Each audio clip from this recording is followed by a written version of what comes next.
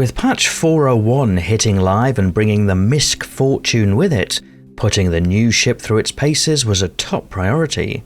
Sadly, in a year with a focus all on stability, the first experience with this ship was not quite so stable. I'm Forrester, and this gameplay video showcases some Fortune panel salvage gameplay, sticking to the relative safety of Stanton for this one.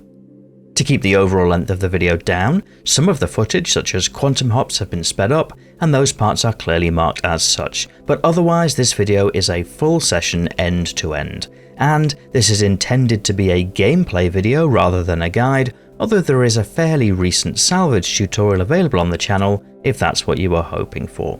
So, without further ado, let's get started. And straight into the hangar. And of course, taking out the Fortune means taking out the Polaris. One of my favourite things about this ship in Star Citizen is the ability to take something like a Fortune or a Vulture and just head out and suddenly have access to a much larger cargo capacity, which means more time actually salvaging and less time waiting for boxes to sell. So, opening up the hangar and then heading back down to pick up the Fortune, which I just spawned in a little bit earlier.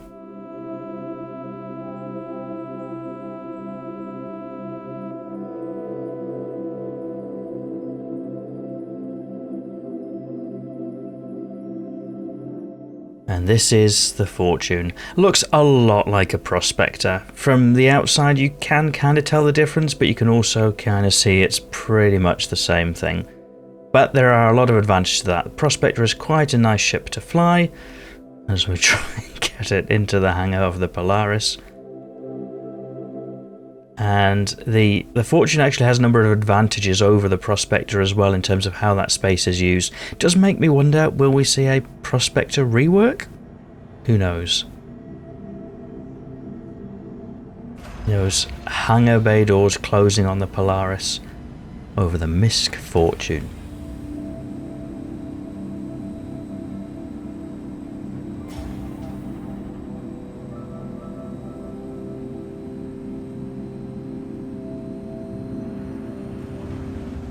And as those doors close, there's much to be done.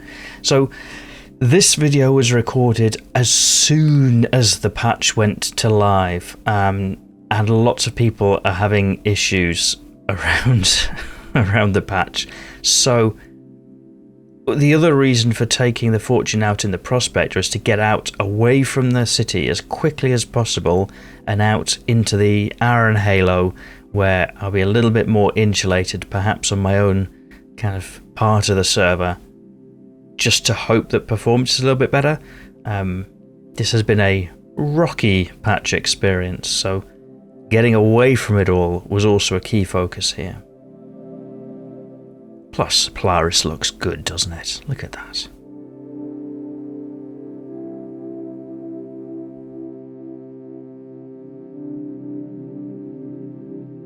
Beautiful ship. And of course Microtech beautiful as well, with those snowy mountains. So a quick hop up to Port Tressler and then set my course for Crew L1. Using the tried and tested method of picking something where there's a known distance between points, so in this case Microtech and Crew L1, and then dropping out of Quantum. Unfortunately, because of the server performance, when I pressed the button to jump out of Quantum, nothing happened straight away, so I've ended up overshooting my ideal distance slightly, so I'll just spin the ship around, head back to Microtech a little bit, and then drop out at the ideal distance again. The advantage of doing this way is, well, it's not an advantage, it's something you have to do when you miss your cue, but when your quantum drive is spooling up, it's at its slowest, so it kind of accelerates over time. So if you did just marginally overshoot because your quantum drive starts at its slowest speed and is still gradually accelerating, it's easier, more forgiving to then cancel out if needs be. I hope that makes sense. You can let me know in the comments if that made no sense at all. But a little hop and here we are in the Iron Halo asteroid belt. Here it is, Polaris in amongst the stars. Go and have a quick check on the Fortune, still there.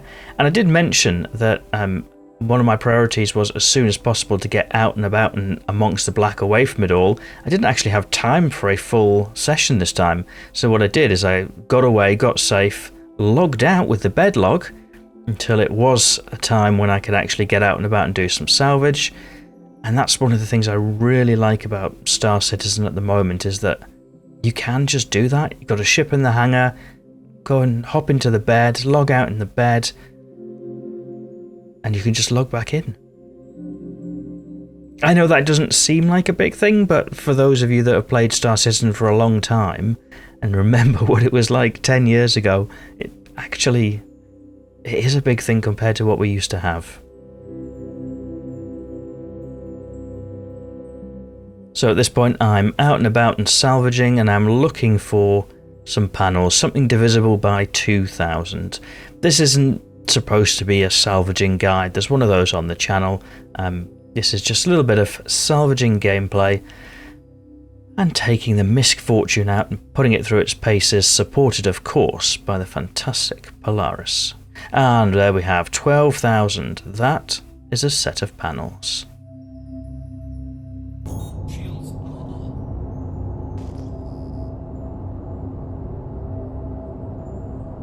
So my usual thing here is to get the Polaris close enough to kind of be able to spawn in the panels, and then leave it a decent enough distance away that it's not kind of in the way of being able to see the panels, so I know that I'm not tripping over myself. And I think 2.4 kilometers, that is close enough. So the long walk back to the hangar, and then up into the Fortune. You might have noticed on that walk I have opened all of the doors on the Polaris. That might seem like a bit of a security risk, I suppose it kind of is, but I am out in the middle of nowhere. The chances of running across another player here are incredibly small, so I'm happy to take that risk and leave all the doors open. It will make things much easier for me for loading and unloading all of the cargo that we're obviously going to get from this little Fortune run. Nice little shot there of the Fortune over the Polaris hangar.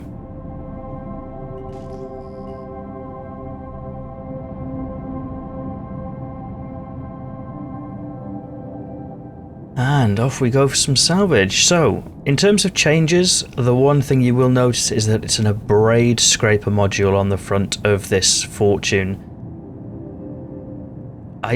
I really like the abrade module. For me, it is like the right mix of speed and efficiency, and yeah, I'd have abrades on most of my small salvages, I think, if I could. And in this case I can, so that's what I've equipped. And we'll start salvaging away. So the key difference here in this part is, versus the Vulture that is that you've just got the one salvage head rather than two, but I'm quite happy with that as I start to salvage away my panel.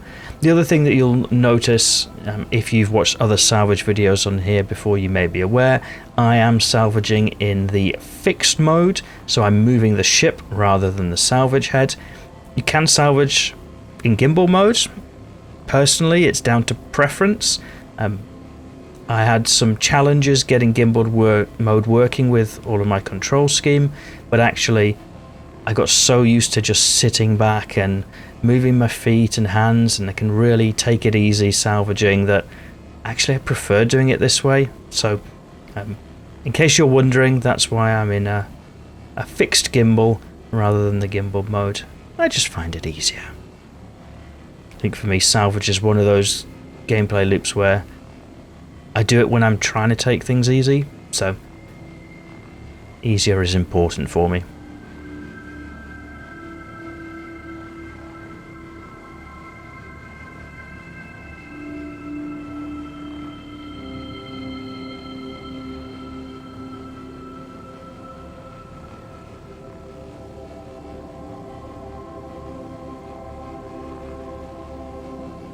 So the basics of salvage haven't changed, as you can see.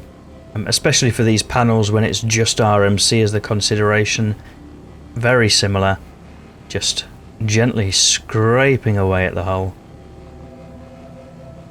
and painting it in beautiful disintegration.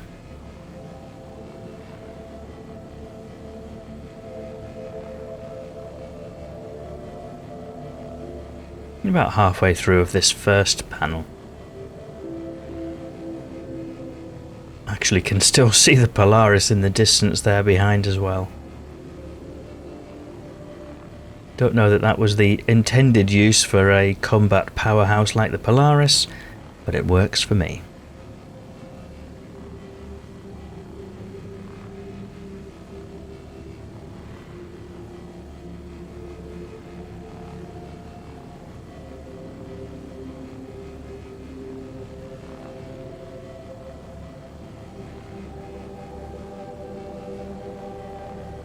That's about 2/3 of this panel done. I mean, this is one of the smaller panels.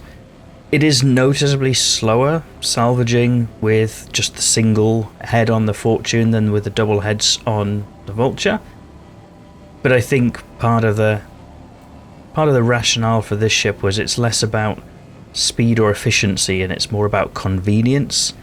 So it takes the whole rigmarole of juggling boxes and mitigates that part of the loop for those that are frustrated by that.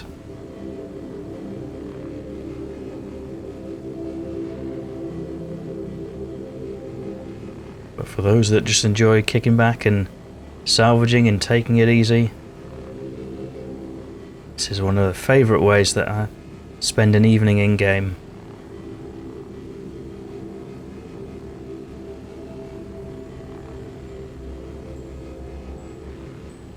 Of course, a little bit of a perfectionist. I like to make sure I've scraped the lot.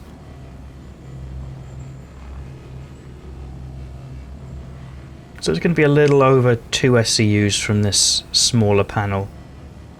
Of course, the bigger, large panels are where it's at.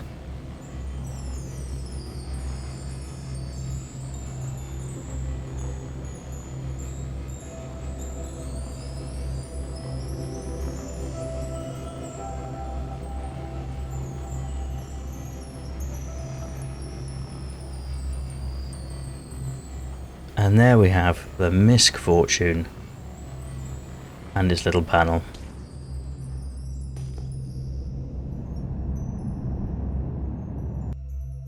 And so we'll go to a much faster speed for the next panel in the series. And actually at times 12 speed, that gentle moving of the ship around. I've got to say the fixed rather than the gimbal does look much smoother in this high speed. And these larger panels are really where the biggest salvage haul is at when you find them. Get a nice little shot there of the Fortune doing its thing. It does look a lot like a Prospector.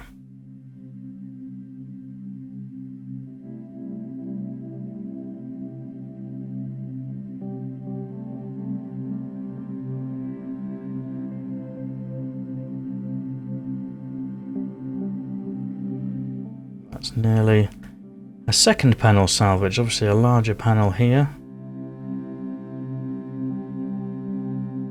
And then another small one. And I'm keeping an eye on the filler station. So much like the Vulture, 13 SCUs can go into the hopper. And the Fortune does have one party trick about that the Vulture does not. So as I'm approaching that 13 SCUs, I'm going to head towards the rear of the ship and to one of the 2 salvage output stations, and I'm just going to press a button which says auto eject.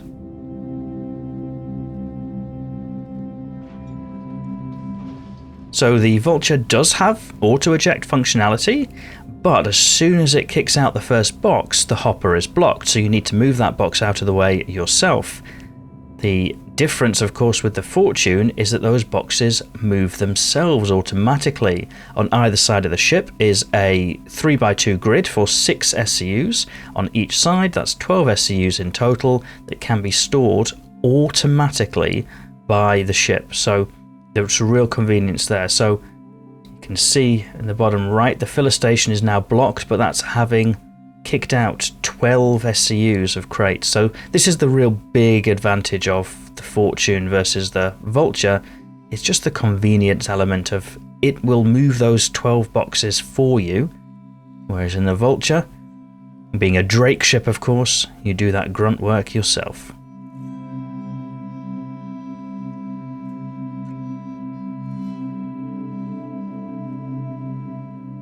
Here we have another panel almost done. That'll be another 8 SCU ready to go. Now outside of those 12 SCUs that are available for the side of the ship on the grid, there's also 4 SCUs on the grid on an elevator on the back. So there is actually 16 SCUs of on-grid storage, but only 12 of those get automatically populated.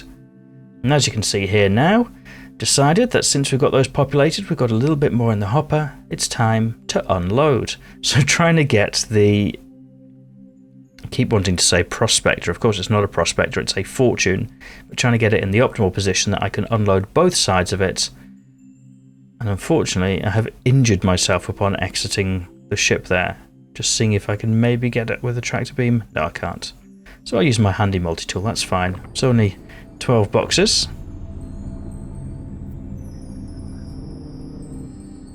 This is the other advantage of using the Polaris as the mobile salvage bases.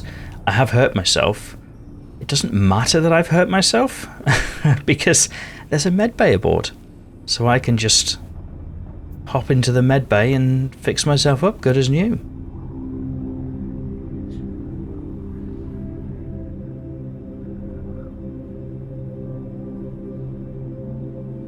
Here, just a little bit of crate moving. Get everything off the Fortune. And this is another advantage of the Fortune, is because the crates are externally stored for these automatically removed ones, if you are somewhere peaceful where you don't have to worry about somebody pinching your cargo, actually it's very easy to get access to it. So if you or a friend is wanting just to get things moved quickly, it's a little bit more user friendly than the Vulture, which has to be in the right place and have the ramp down and potentially be juggling things around. I guess this is true of a lot of the MISC ships, like the Hull A cargo grid on the outside. There are downsides to it, but there are also advantages to it. So there we have those first 12 SCUs, all in the cargo bay of the Polaris. As I mentioned, I'd got myself slightly injured, so sitting in the med bed to heal up, make sure that my respawn is set as the Polaris, and then head back down to sort this cargo out. So at this point, just moving it to the opposite side of the cargo bay, just so there's a little bit more room. As I say, I've got another 8 SCUs in the hopper, so we can get that out. Get that aboard too. And there are another couple of panels actually still in this location, so I'll go back and get those too.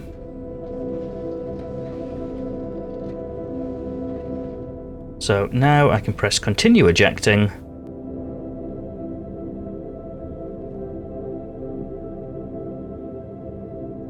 Or I should be able to press continue ejecting.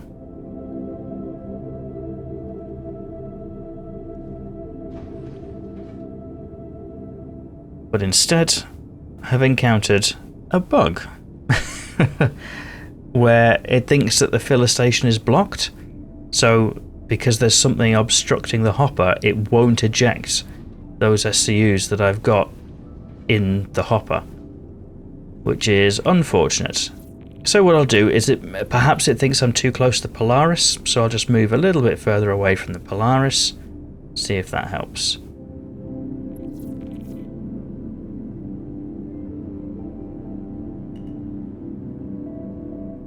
Still says filler station blocked.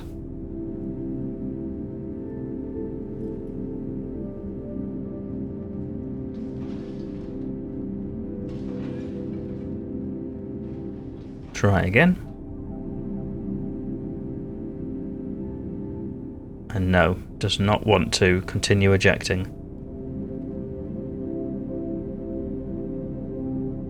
On either side. Which is unfortunate.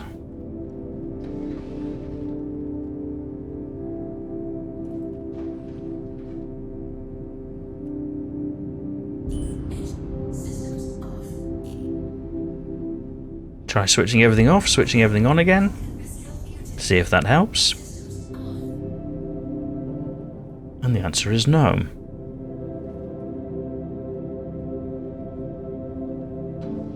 So I know one of the focuses for Star Citizen this year is improving stability. It's all these little kind of things where even as a relatively experienced player, you know what you want to happen and you're trying to find workarounds and ways to make that happen.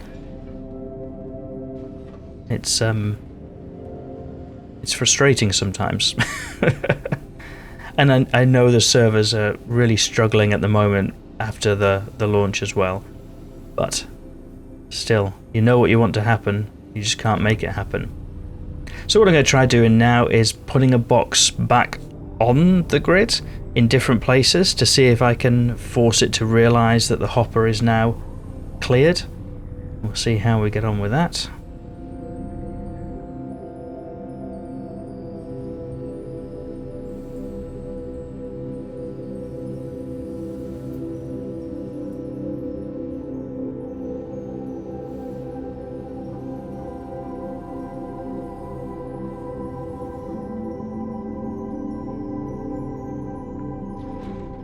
Head back up via the lift and see if it now accepts that the filler station is not blocked. And no. So what could have been something wonderful here has instead become a challenge. I had this dream that I would log in, whisk away the Fortune well away from everybody else, and while all of the cities etc. were struggling, I will be out here salvaging away peacefully and eventually return with a Polaris filled with lots and lots of RMC. But of course, those plans don't always work out, and I seem to have fallen at the first hurdle of actually just being able to eject the boxes.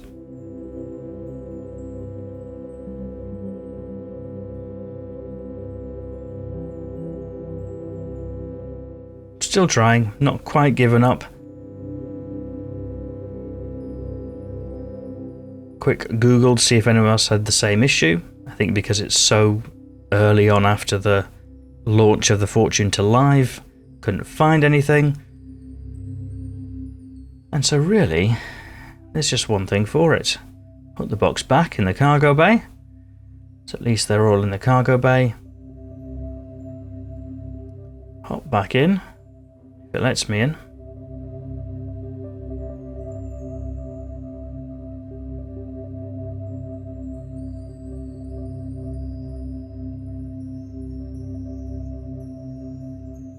And I'll land back on the Polaris, having filled the filler station. So at the moment I'm 8.3 out of the 13. I may as well fill up to the maximum. If there is no way that it's going to let me unload these, I'm going to fill it all the way to the top and then head back to the Polaris and land it. Plus I get to do a little bit more salvage, which is a nice way to spend a bit of time.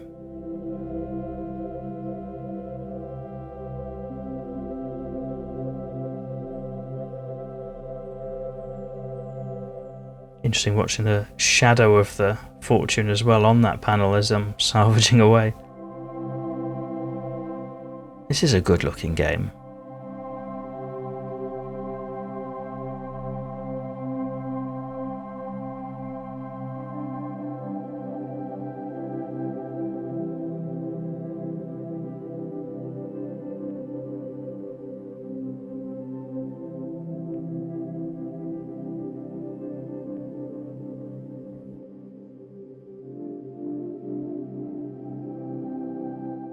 That's over the 12 SCU, nearly full.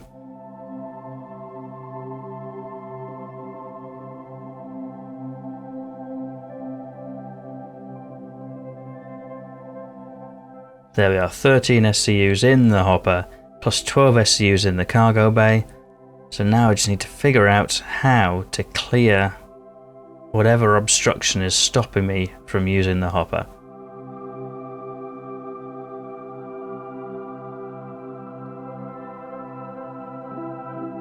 Give it another try. Nope.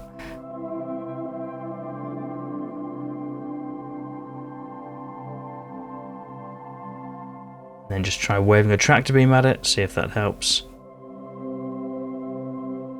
But failing that, I head back to the bridge, close all of the doors,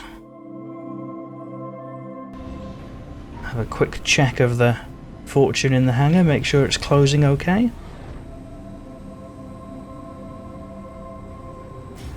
See that door closing.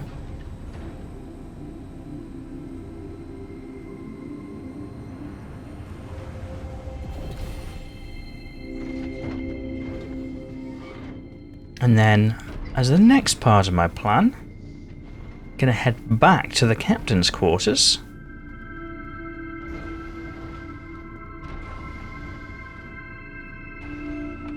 And try logging out again.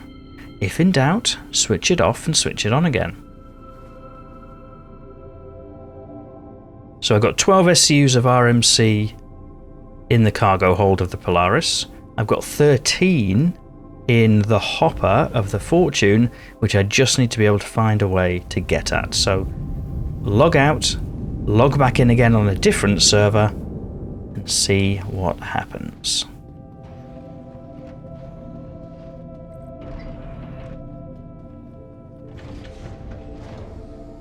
And can you see anything missing from this hangar? Of course, what has happened is the MISC Fortune has vanished. So all of that for 12 SCUs of RMC. Oh, some of the challenges of Star Citizen. So at this point, I've got nothing to lose. So I'm going to head back to Microtech and go sell up at least those 12 SCUs of RMC.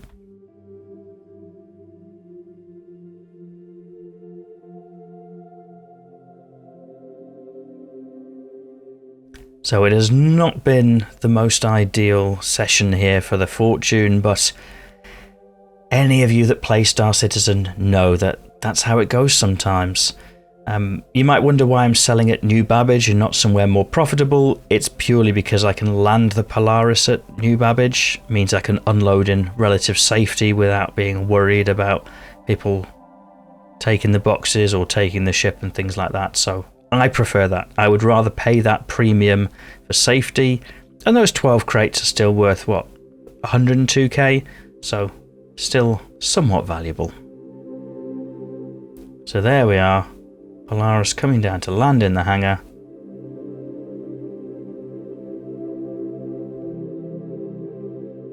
And there's the disappointing lack of anything in there. So now it's just a case of unloading those boxes.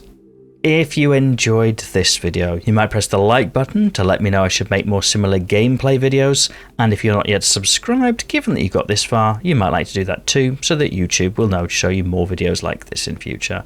But otherwise, and as always, thank you for watching.